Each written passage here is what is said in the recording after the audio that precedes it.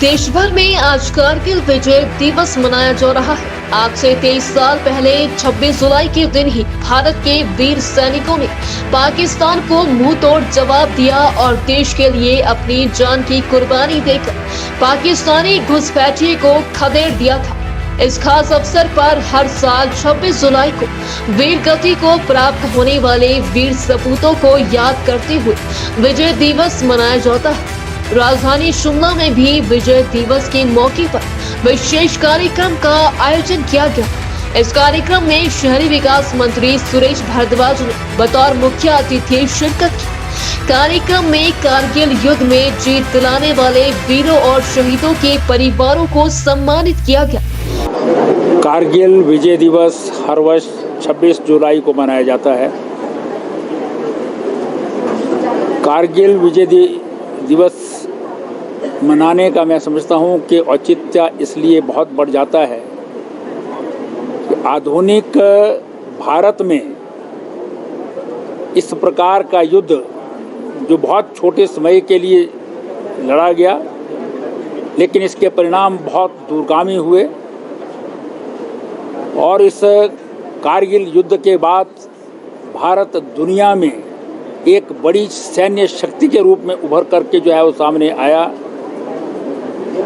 और इस कारगिल युद्ध ने दुनिया को ये बता दिया कि भारत अब 1962 वाला भारत नहीं है या 1948 वाला भारत नहीं है, जब कोई भी कबायली उठ कर के जो है भारतवर्ष में जो है वो आ जाए और भारत की भूमि पर जो है वो कब्जा कर जाए। अब कोई भी भारत की ओर जो है वो टेढ़ी आंख करके दिखाएगा तो उसका जवाब जो है वो ईंट का जवाब पत्थर से जो है दिया जाएगा। इससे पूर्व के युद्धों में हमने जीत हासिल की थी 1965 में, लेकिन राजनीतिक रूप में जो है वो उस समय के हमारे प्रधानमंत्री को ताशकंद ले जाया गया, वो आ नहीं पाए वापस।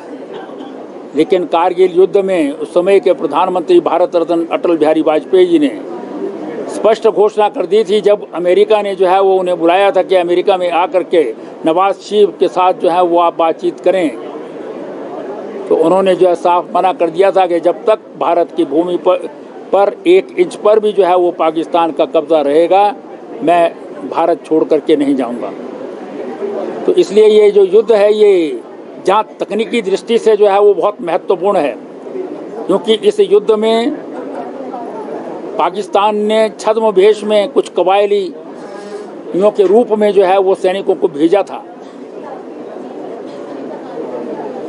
लेकिन इसका जवाब जिस प्रकार से दिया गया,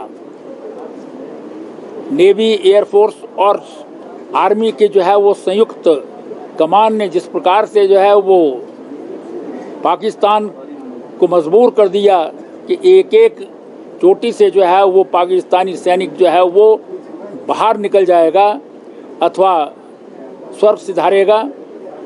तो ये एक बहुत ही जो है वो नायाब नमूना जो है वो भारतीय सेना ने उस समय दर्शाया था। और राजनीतिक नेतृत्व और सैन्य नेतृत्व का कोऑर्डिनेशन का एक अनूठा उदाहरण है। इसमें हिमाचल प्रदेश के 52 नौजवान शहीद हुए थे। बहुत छोटा सा राज्य है, अनुपात में बहुत बड़ी संख्या है, इसीलिए हिमाचल प्रदेश को देवभूमि के साथ साथ वीरभूमि भी कहा जाता है। पहला परमवीर चक्र भी हिमाचल प्रदेश के सोमनाथ शर्मा को प्राप्त हुआ था और इस युद्ध में भी 4 सैन्य परमवीर चक्र दिए गए, लेकिन 4 में से 2 हिमाचल प्रदेश के सपूतों को दिए गए, जिनमें से एक सपूत जो है वो संजय कुमार के रूप में आज भी जीवित है और सेना में जो है वो काम कर रहा है। तो इस युद्ध का हिमाचल प्रदेश के लिए बहुत महत्व है।